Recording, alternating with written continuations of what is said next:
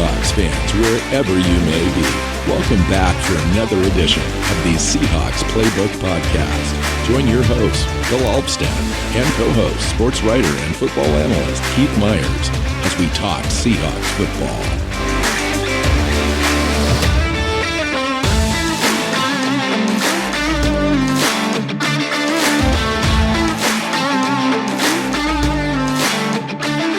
Hey Seahawks fans, welcome back to another edition of the Seahawks Playbook podcast. I'm your host, Bill Alvstad, sitting down with Keith Myers. We're looking at training camp report week 1, essentially, is what we're doing with this show, recording on Thursday. So we're recording before the publicly available practice on Thursday, but we thought we'd get started with some things that we observed from the first day. Welcome in, Keith.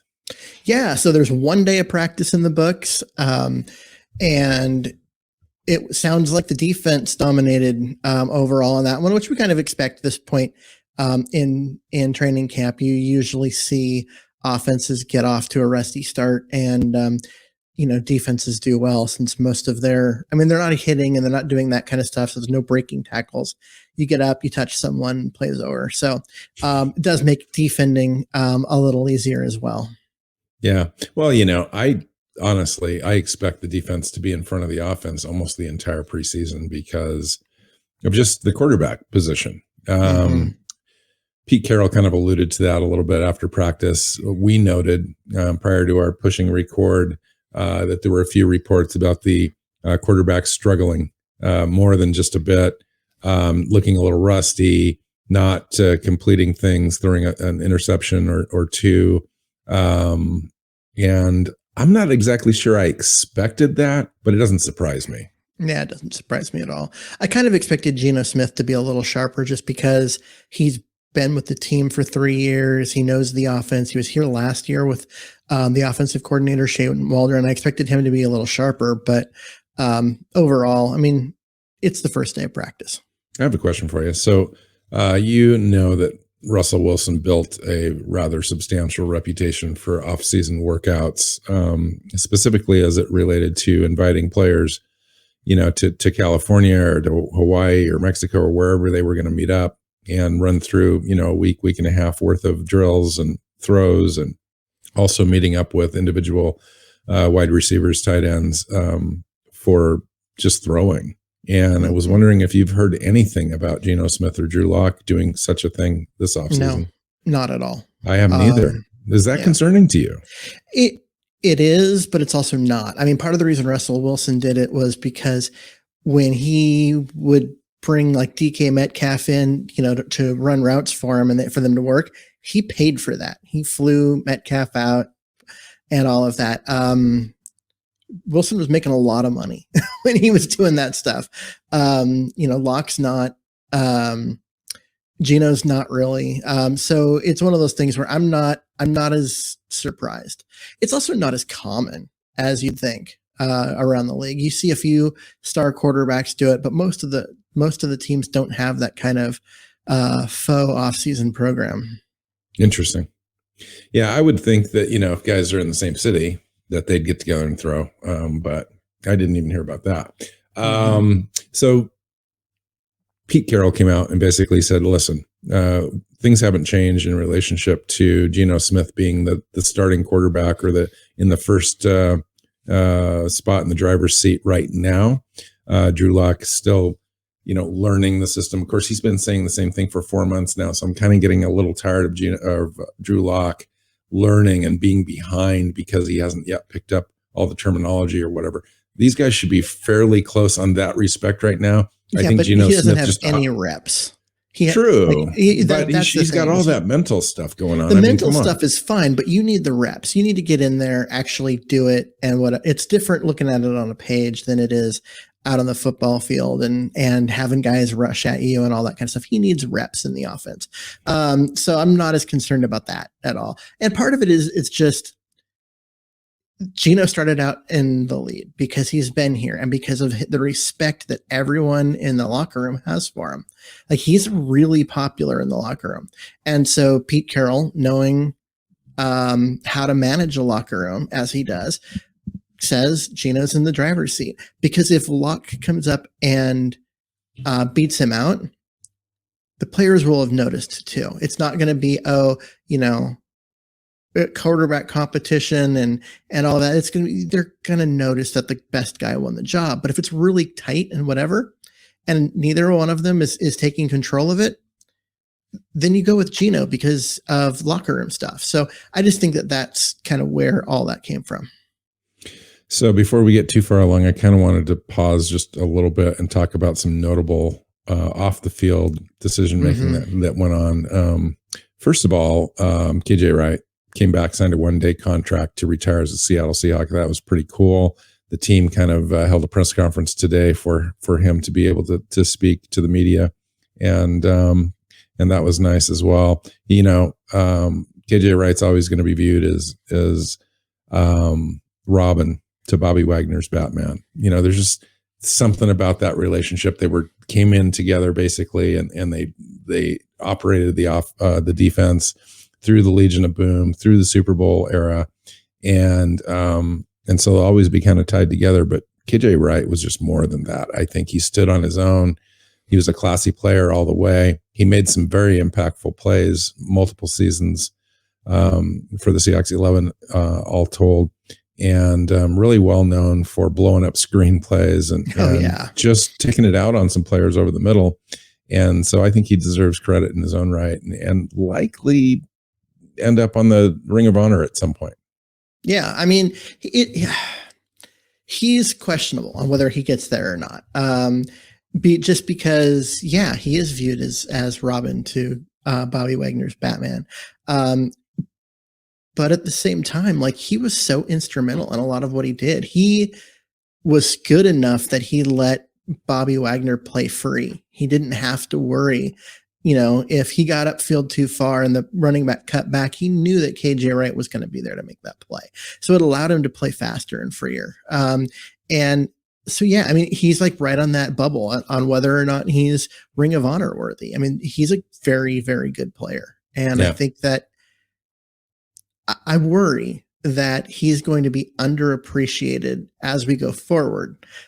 He was one of those guys, he was on every most underrated team because he was great and nobody outside of Seattle seemed to know him.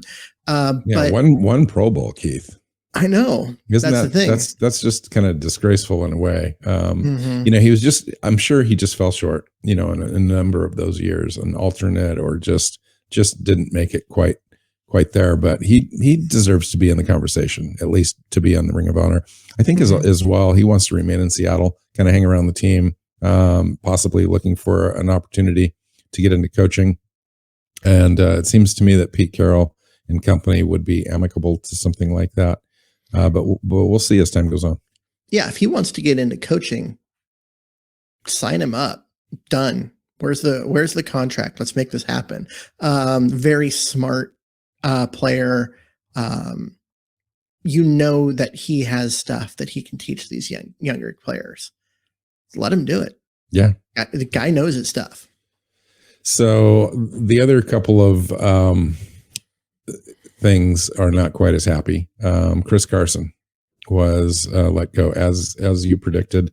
I was kind of holding out a little bit longer, a little bit more hope as far as Chris being able to make it back from the neck surgery that he had in the off season. He was not able to get the range of motion without pain that he was hoping for and the team was hoping for. The team released him with an injury designation, which means he qualifies for all the benefits and all that kind of stuff as he moves forward with this situation. But it's a tough thing for the team, tough for Chris. Wish him nothing but the best. Yeah, I mean, if he had a chance to finish this recovery and play, they would have put him on the PUP list, the offseason PUP list, and let him sit there through training camp and preseason, then transfer him to we talked about that. Yep. Yeah, transfer him to either IR or the in-season PUP list and whatever, but they didn't. He came in, he failed the physical, they released him. What that tells you is exactly what Pete Carroll's been saying all offseason, is that it's done. He's done. Chris Carson wasn't ready to say he was done. So that's why he was still on the roster and still around. But this injury was career ending. And it's unfortunate. Guy was a good player. Yeah, absolutely. Ben Burkervin also fell victim to that. He had some surgery in the offseason to repair some knee stuff and then had some nerve issues as well. Mm-hmm. So they waived him as well. He reverted, though, however, to the injury list for the Seahawks, so he'll remain there, I believe, all year, correct? Yeah, he will. When that happens. Yep. And so that's the end of the kind of the bad doldrum news. Let's talk about some of the things that were observed during the training camp on the first day of practice. Go ahead. I was going to say, one thing that could be observed is a really tall wide receiver standing on the sidelines. Yeah, no, that's true. DK Metcalf is holding in, right? He's not holding out. He's not missing camp and whatever, but he's there. He's in camp, but he's not practicing. He's going to all the meetings, doing all of that stuff, but he's not doing anything on the field while he waits for a new contract. Pete Carroll said he thought it would be done by now so that Metcalf would be playing. It's not, but they're working hard on it. They're going to get it done. That's straight out of Pete Carroll's mouth. And the fact that DK Metcalf is here, even if he's not practicing, he's actually here in camp, all of that. On the sidelines, walking through drills with players, talking to guys, etc. Yeah, it just doesn't have the helmet on, not moving around. But I would imagine if they're that close, something's going to happen within the next few days or the week, or within the week. Let's talk about players. Ken Walker, from what I understand, looked tremendous. Showed up in camp, healthy, fit, and fast. And that's the report with Ken now. Now, of course, nobody's touching anybody. He's getting handoffs and kind of moving around, juking a little bit. But that was notable to Pete Carroll. He loved to see him out there. Yeah.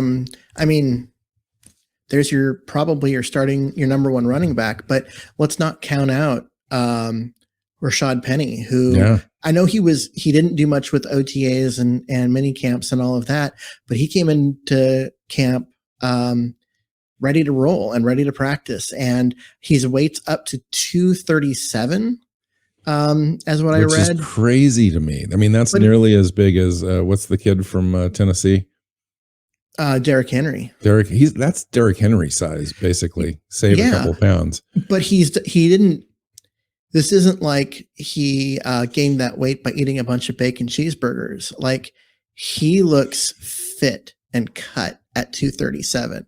Yeah. He's going to be real hard to bring down. He said that he worked out in sand basically all off season to strengthen those legs, strengthen the hamstrings. He didn't want to have issues like that creeping up during this camp, as well as the ACL prior injuries. He wanted to make sure that was full go.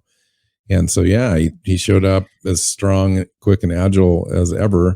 And I don't think that Walker's going to take his job anytime soon if he can stay healthy.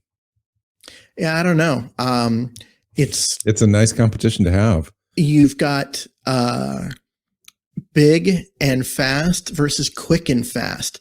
Both of those guys have home run hitting speed. It's going to be hard to bring Rashad Penny down. It's going to be hard to get a hand on Ken Walker. So they both bring a lot. I mean, this looks like it could be the best 1-2 that the Seahawks have had for quite some time in recent memory.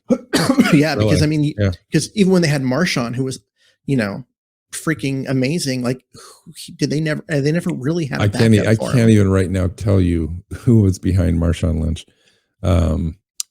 So that's going to be fun to watch. I mean, really, that's going to be exciting. Rashad Penny is going to probably have metered carries in the preseason, so we're going to get plenty of looks from Ken Walker as long as Ken Walker stays healthy in camp. He's going to get all the carries he can handle in preseason and really push for playing time come week 1. I would imagine if things play out right and Rashad Penny is available 100%, Rashad Penny's probably still only going to get 15 touches a game initially. And that means that Ken Walker's probably going to get 10. And so this is going to be a pretty exciting duo.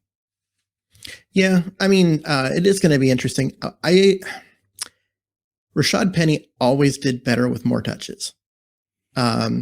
And so if they're gonna meter him during the preseason, I'm okay with that. If they're gonna start metering him during games and saying we don't want you to get hurt, so you're only gonna get 15 touches a game, he might not be particularly effective. I'm just saying right out of the gate, week 1. I think that, by week 4, he's carrying as much as of a load as he can handle, and the team, as long as we're sustaining drives and running the ball, that could be 20 plus touches a game, I would think. But, there's other running backs in the room that want those touches as well. DJ Dallas, Homer, of course, Walker, so it's interesting. In fact, I wouldn't be surprised, given Ken Walker's attributes, that he surpasses Rashad Penny at some point during the season. But it's hard to imagine if Penny continues that run of 5 or 6 games at the end of last year, that anybody could supplant that. I mean, as long as he runs like that, nobody's going to take his job, No, those last 6 games at the end of last year, during that time period, he led the NFL in rushing. I think he led the NFL in rushing touchdowns. Like, he led the NFL in yards per carry. I mean, he was dominant during that stretch. So if he's still running like that and looking like that, Rashad Penny, sorry, Ken Walker, good thing you're only 21, because you're not going to get a lot of touches this year. And Rashad Penny's only under contract for 1 year. And probably if he had a season like that, he would price himself out of the Seahawks job, because they're not going to pay him. He could be offensive player of the year if he had a full year of that 5-game run. I mean, that would be close to 2,000 yards. That would be 6 yards a carry. Actually, he would probably have 25 touchdowns. It would be like 2,300 yards. We're talking like NFL record. Yeah, right. So, you know what I mean? So, yeah, that's how good he was during that stretch. So We'll see. Yeah, one of the funnest competitions, though, in camp this year, and it might not be a competition, quote unquote, because those two are 1-2 either way. Yeah, they'll share that load. It's different in other positions, like at cornerback, which is another great competition. There's not a lot of sharing. If you're the starter, you play out there until you get hurt or you get benched. And if you're not a starter, you're playing special teams and hoping to get an opportunity. So there's not, at running back, there's a load sharing. That doesn't happen at other positions. Right now, you see Artie Burns on the right side and Sidney Jones on the left. You see the 2 rookies with the second team. Bryant and Wolin. Yeah. Yep. Kobe Bryant's been, he got a couple of first team reps near the end of practice. And so that's worth watching. But yeah, I mean, that's kind of how this competition is starting, is just with those 4. Yeah. Yeah. No, that's good to see. There was a lot of rookies out there: Walker, Wolin, Bryant, Bo Melton, Mafe, Abraham Lucas, Tariq Young, and Charles Cross. Charles Cross out of that group, though, Charles Cross was the guy getting the number 1 reps. Everyone else was in the mix and getting reps, but usually second and third team, most of those guys. The other thing that I wanted to talk about was the PUP list. We had 2 guys that are on there that look like they're going to be short term, and a couple of guys are going to be a little longer. Trey Brown is on the list, cornerback. Had that devastating injury last year. Pete Carroll says he's actually really close. Doesn't expect him to remain on the PUP list very much longer before he integrates into the practices. Yep. And then John Radigan is a guy, linebacker with an ACL last year. He's in still pretty decent recovery mode. Sounds like he's going to be a longer term project. Tariq Smith, the rookie linebacker we drafted in this year's draft, has a little hip injury. He's only on the list for a short term as well. He's actually practicing. He just hasn't cleared completely. Pete Carroll indicated he was going to be short term as well. He's working out. He's not practicing. He's not participating in team activities on the field, because if he was on the PUP list, that would be, that wouldn't be allowed and all of that. If he's going to practice, you got to be on the roster. So the other guy was rookie Liam Ryan, offensive tackle. Sounds like he's a longer term sideline situation as well. So, but other than that, I think notable players that were ready to go that weren't on the list was the best news of all. Jamal Adams, Quandre Diggs, they both participated. They weren't on that list. Marquise Blair, D. Eskridge, which is known to have some nickups now and again. He's not on that list, but he didn't practice yesterday. Right. But he's not on the list. So Rashad Penny, Phil Haynes, all those guys who have been on that list in years past were full go right out of the gate, which is good to see. Phil Haynes got some first team reps at right guard. He and Gabe Jackson switched off as in that role. And that doesn't mean that Gabe Jackson's job is at stake. I think this is more of a veteran, like keeping first day of practice in 90-degree weather. Yeah, just keeping the veterans, a little fresher and all of that. Plus, getting a young player, you like some extra reps and some extra learning. If we think about on the offensive line, Charles Cross got all the first team reps at left tackle. Damian Lewis at left guard. Austin Blythe in the middle. I already mentioned the two guys switching off at right. At right guard. At right tackle, it was Jake Curran who was getting the first team reps for most of practice. Abe Lucas was getting the second team reps. And then at the very end of practice, he got one series with the first team. So that's worth watching. It's kind of how I think the offensive line is going to look week 1, and not how I think the offensive line is going to look week 16. I think it's going to be how the offensive line looks through week 2 of the preseason. And then after that, I think it's going to be Abe Lucas. Yeah, we'll see. He's got a ways to go. He's kind of like that Drew Lock situation. He's learning the offense, learning the calls, all that kind of stuff, but learning how to run block. He's learning to run block, but it doesn't mean that he's not capable. It just means he didn't do it very much in college, Yeah. And so that's a totally reasonable argument that you're making about Jake Curhan being the guy right out of the gate. I get that. And I'm not reading anything into it. This is just my preconceived notion of what I think the team would like to see. Well, I think the team would like to see Abe Lucas come out and look like he's going to be a Pro Bowler right away, because they know he's got the physical tools and talent. And that just means that his technique and knowledge of the offense have come along in a way that got him there quickly. I think at the same time, going in with 2 rookie offensive tackles is going to scare, Pete Carroll and Shane Waldron, and especially with Jake Curran's ability to run, his run blocking is excellent. He's not necessarily the greatest pass blocker, but his run blocking is great. And if this offense is going to do anything, it's going to be running the ball with Rashad Penny and Ken Walker. So that's part of the reason why I think Jake Curran gets the nod, is just because he's the better run blocker, and that gives the offense the better chance of actually, being decent. So where would the Seahawks be, Keith, without the signings of Sidney Jones midseason last year and Artie Burns this last offseason?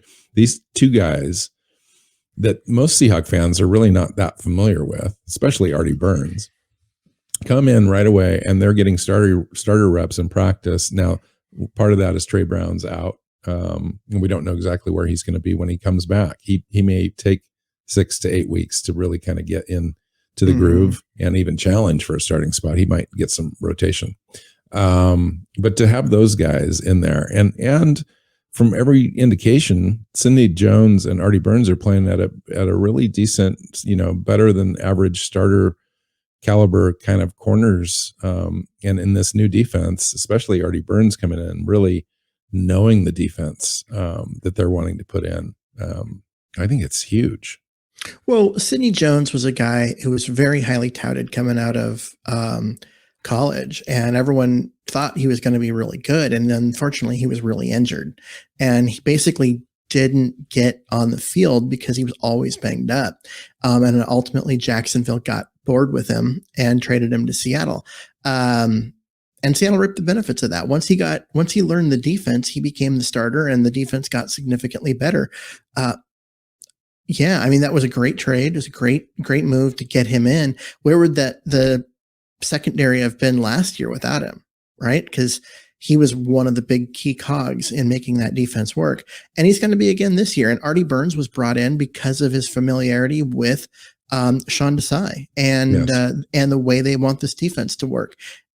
He was brought in specifically to hold down a starting spot until one of the rookies is ready. Now, that might be week 1.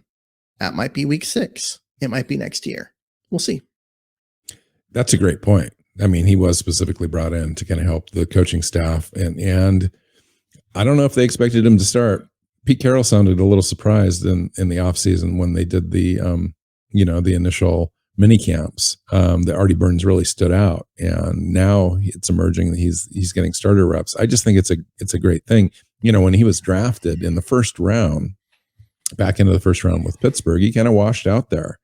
He struggled. He got injured. He didn't really regain his starting spot, and they kind of moved on from him.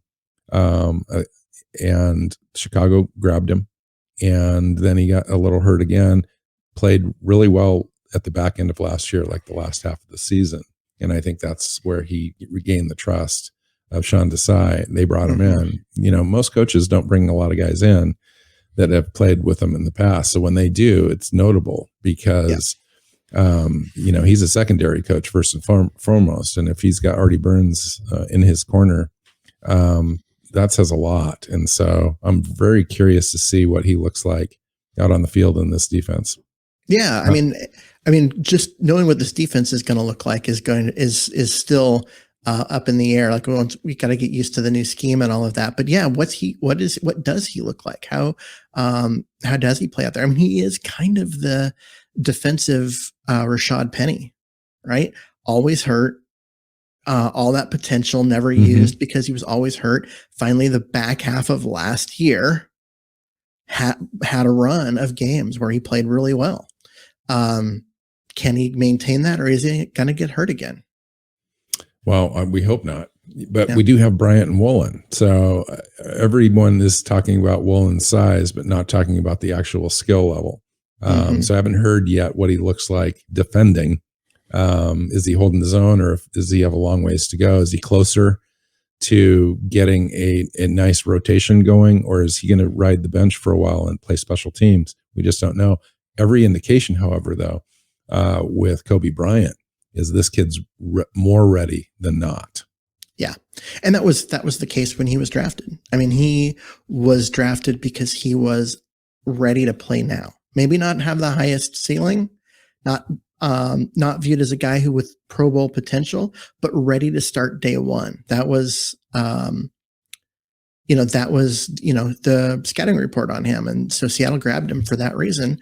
And then they got Wolin, who has that Pro Bowl potential, all pro potential, just in his athleticism, but won't be ready to start week 1.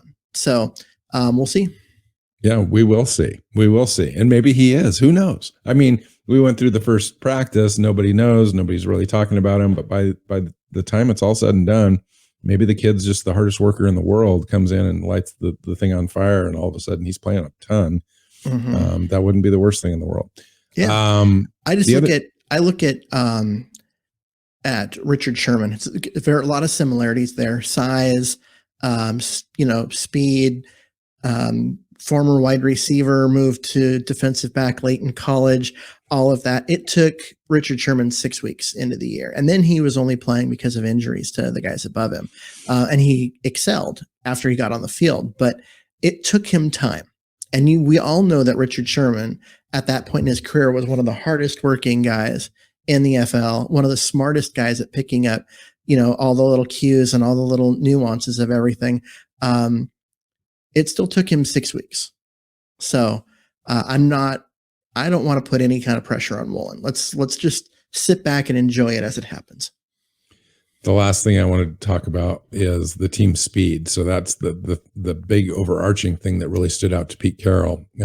He went on to say, referencing the team speed, he says, "I'm excited about how fast we are. It's a very, very fast team. I don't know if we've been faster, and we'll see if we can make that obvious, how we use it in all the different aspects."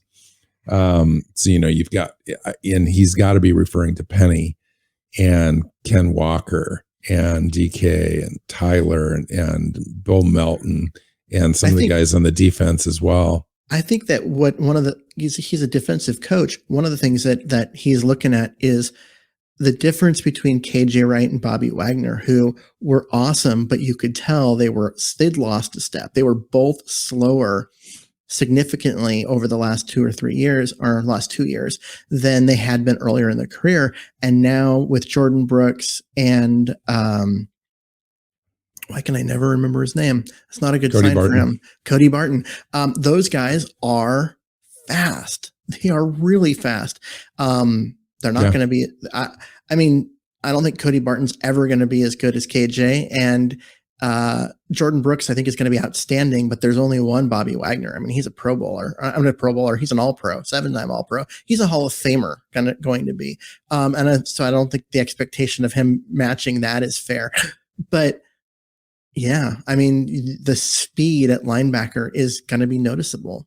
Yeah, and everyone's talking about Tariq Wolin too. He's this huge guy, dominates the cornerback room, but he's also one of the fastest guys on the entire team, running a low 4.3s at the combine. It's one of the fastest guys in the entire NFL. Isn't that crazy? I mean, I'm kind of excited to see him. I know that it's going to be, he's going to make mistakes and whatnot, but just to have a guy like that, the physical prowess back there, manning the cornerback spot. To me, I want to see him and DK go up against each other over and over and over again at practice. That would be fun. You got to get Metcalf signed so that can happen. But I want to see those two guys go up against each other. They're both huge. They're both fast. That's just going to be fun. There's just nothing about that won't be fun. So the one last thing I'll end with, and it's kind of a critique to the Seahawks organization, is the idea of these live peeks into training camp practices. It's not at all that. It is not at all that. They have these close-ups on the players walking around and mingling, and coaches chatting, and fans on the sidelines, which is great. Good for the fans on the sidelines. But there's no film whatsoever on any single drill. So there's literally, you can't see anything, and you're hearing Jen, I can't remember her last name, talking over the top of practice about all sorts of things not related to anything that's happening in any of the drills, all this kind of off-season kind of chatter and whatnot. I just don't know that you should even have this quote unquote live training camp thing broadcast if it's not going to be football related. Like, if we're not going to see anything, I get the idea. They don't want to show all that kind of stuff.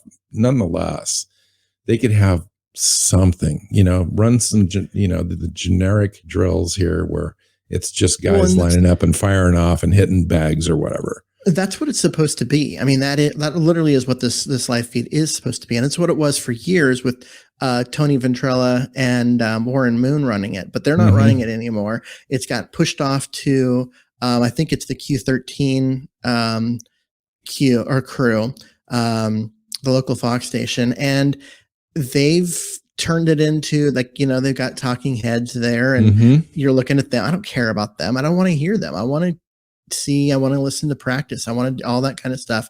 And the last year, and the year before, they did a really bad job of it early in training camp, like they did yesterday. And then it got better as training camp went on. And I hope that's the case again. I was kind of hoping they'd learn from their mistakes the last 2 years. I was too. I honestly was. But they clearly haven't. Yeah, so it's tough. It's tough to watch. And I'm just saying that as a football fan. I think most people this time of the year in July who are going to click on a training camp video are pretty diehard fans. These are guys that are, been around the game, or anxious to see players, anxious to see the draft picks in action, even if it's hitting bags, running drills, doing sprints, punting the ball, whatever it is. There wasn't any of the action, no action whatsoever. It was just guys standing around and then talking. And so I just think that everyone deserves a little bit more. So maybe we can work on that. Fans That's all I'm deserve saying. better. I mean, we do. Fans deserve better. And I agree with you. Who's clicking on that other than guys like us that, Right. That can't be there. Eat and sleep Seahawks all the time. Right. So, yeah, I mean, that's who we are and that's who their audience is. So give us what we're looking for. Dang it. Give us what we want. Yes, do it. All right. Anything else, Keith? What are you looking for in the next 4 or 5 days of practices until we're on again? I want to see Metcalf get signed and get out on the field and start working with the quarterbacks, because that like chemistry with him and the quarterbacks has to develop before the start of the season. So that way they use him and they can get a lot more out of him. And when he signs that deal, expectations will go through the roof on his performance. Paycheck. And, quite frankly, before even the contract discussion at all, we're all thinking that opportunities might be diminished a little bit anyway. And so you're right. Getting in there and having some rapport is good. I also want to see the quarterbacks run the offense. In practice yesterday and once they got to from the 7-on-7s to the 11-on-11 part, the offense never once got into the end zone. And that can't happen, right? They need to be able to